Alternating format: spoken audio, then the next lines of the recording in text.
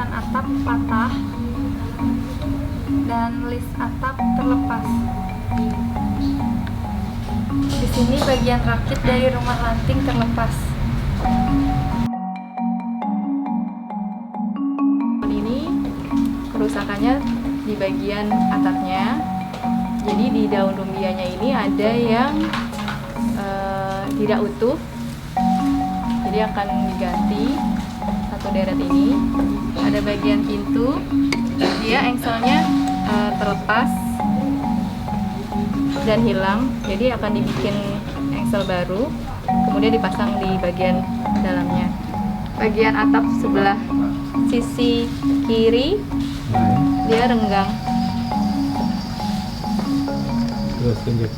Pintu bagian belakang sama seperti pintu bagian depan, dia engselnya hilang pada bagian atas dan bawah.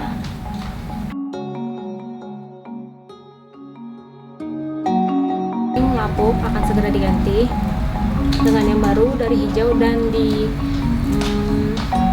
dianyam. Ukur panjangnya diukur, rotannya disiapkan sudah.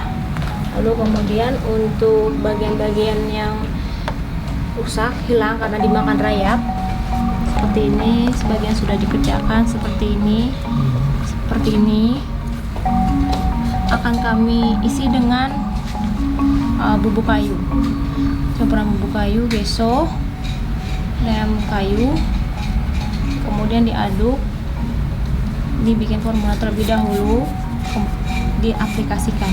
Setelah dikerjakan kurang lebihnya seperti ini modelnya.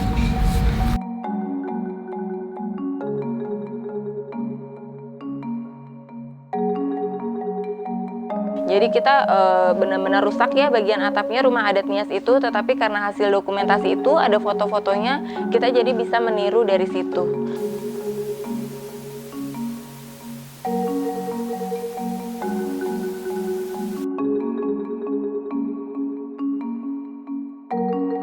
Ini di bagian atapnya ini ada yang hilang dan rapuh.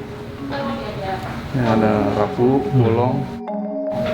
Lalu bagian rantingnya ini ada yang lubang serangga dan rapuh juga. Ini ada beberapa bagian yang patah juga dan sini. Ya di bagian dalamnya dan di sebelah sininya ini bagian rantingnya banyak beberapa yang hilang. Ya seperti di sini sama di bagian sebelah sini dalam.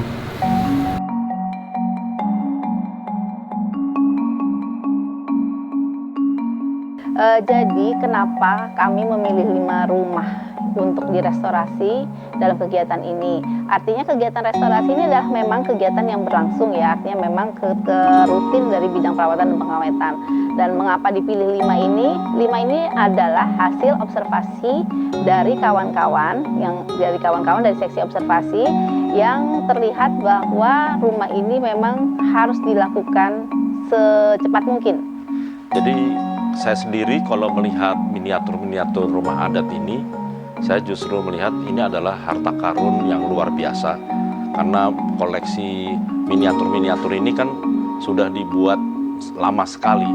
Ada yang sebagian besar juga peninggalan dari zaman Belanda begitu ya. Setelah melakukan observasi, karena memang rumah adat ini spesifik masing-masing kondisinya, kita selanjutnya menentukan perencanaan restorasi itu sendiri. Jadi nanti kita harus menentukan metodenya seperti apa rumah adat ini akan direstorasi. Lalu kita juga tahu bahan-bahan apa saja yang kita butuhkan untuk melakukan restorasi tersebut.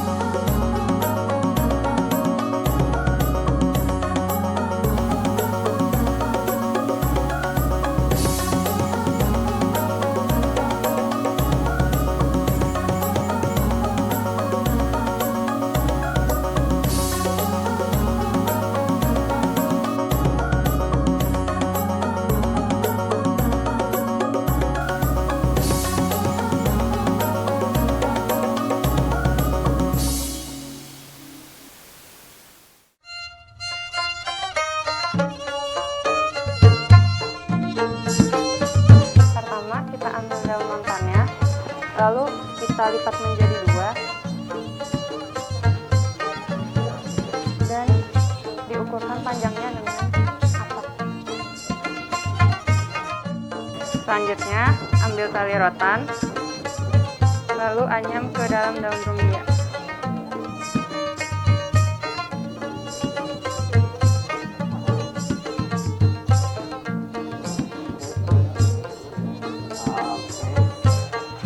Berikut hasil dari anyaman daun rumbia dengan tali rotan. Berikutnya, atap rumbia dilapisi dengan minyak sereh untuk melembabkan daunnya dan menghindari dari serangan serangga. Minyak sereh ini juga berfungsi untuk mengawetkan daun. Setelah dilapisi dengan minyak ini, daun rumbia kemudian dibiarkan kering dalam suhu ruang. Daun rumbia yang telah kering kemudian diletakkan pada bagian atas.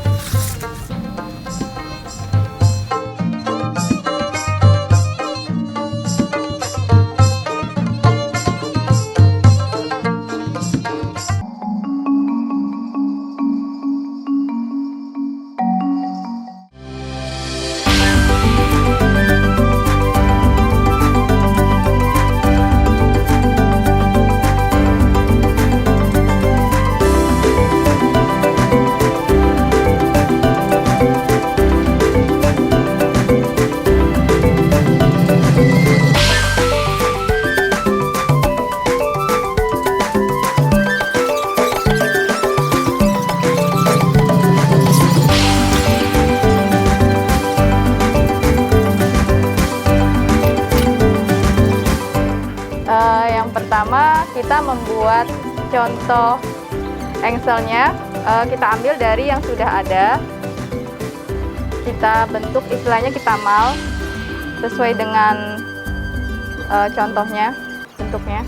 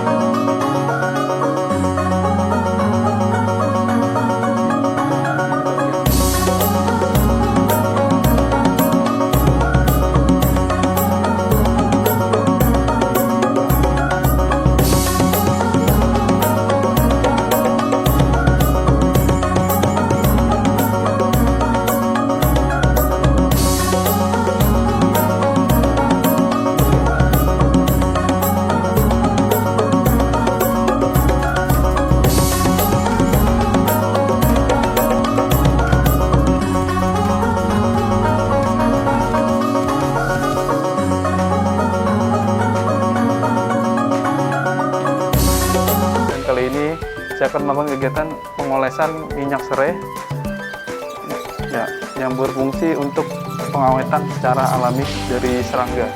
Ini ada minyaknya. Di sini ada gelas ukur atau beker gelas, dan ini ada kuas yang kita gunakan untuk mengoles.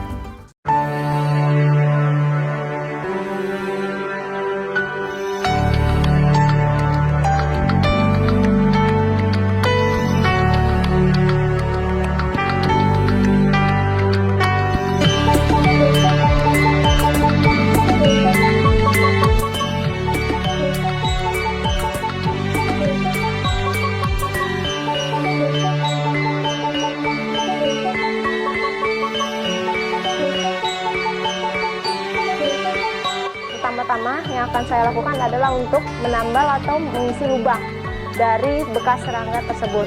Bahan yang digunakan adalah pertama 2 bubuk kayu, 1 bubuk kayu dan 1 sudutan kayu. Lalu kita campur 50%.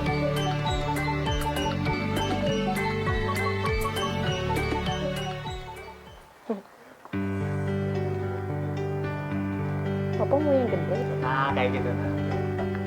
Oke. Jadi kita masukkan ke dalam lubangnya dengan penekanan.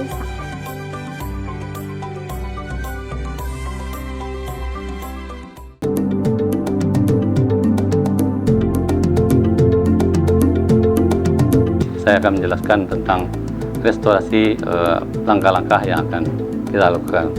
Pertama kita observasi dulu tentang apa yang kita akan lakukan restorasi terhadap koleksi itu sendiri. Kita amati, kita lihat struktur daripada koleksi itu sendiri, bahannya apa, kita kenali dulu, kemudian kita cari bahan yang agak mirip dari koleksi yang agak ini.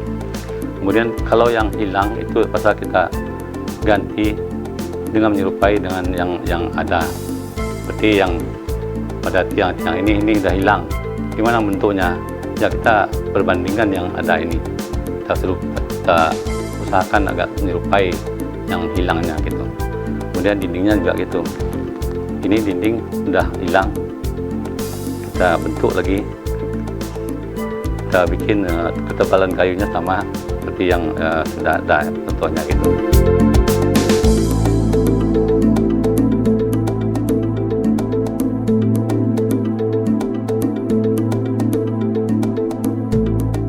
Setelah itu juga kita memang jadi sangat menyadari gitu, jadi pentingnya dokumentasi dari setiap proses yang kita lakukan, apa saja yang diganti gitu, kondisi sebelum direstorasi dan setelah direstorasi, itu memang suatu hal yang harus disimpan gitu, harus didokumentasikan, karena memang akan bermanfaat untuk kita melakukan restorasi ke depannya. Sebenarnya narasumber kami tidak harus dari universitas saja. Memang kami mengundang dosen, mengundang ahli, profesor, tapi kami juga tidak memungkiri bahwa masyarakat yang justru dekat dengan kebudayaannya, justru mereka mempunyai nilai lebih. Kita bisa lihat bagaimana rumah-rumah ini berorientasi keluar, ya, sehingga tidak ada satu masyarakat pun yang tidak saling mengenal satu sama lain. Dan di dalam pendidikan kita, perguruan tinggi kita, arsitektur tradisional ini kadang-kadang diberi cap peninggalan zaman kebodohan karena mereka tidak menggambar, tidak menulis dan sebagainya. Belum lagi ada yang memberi cap peninggalan zaman kegelapan, ya. Dibilang masyarakat ini animis dan sebagainya. Dengan 2 stempel itu akhirnya nggak ada yang bangga menyimpan dan memiliki rumah-rumah adatnya. Padahal sebetulnya rumah-rumah tradisional ini bukan peninggalan dari zaman lalu. Ini adalah masa depan kita.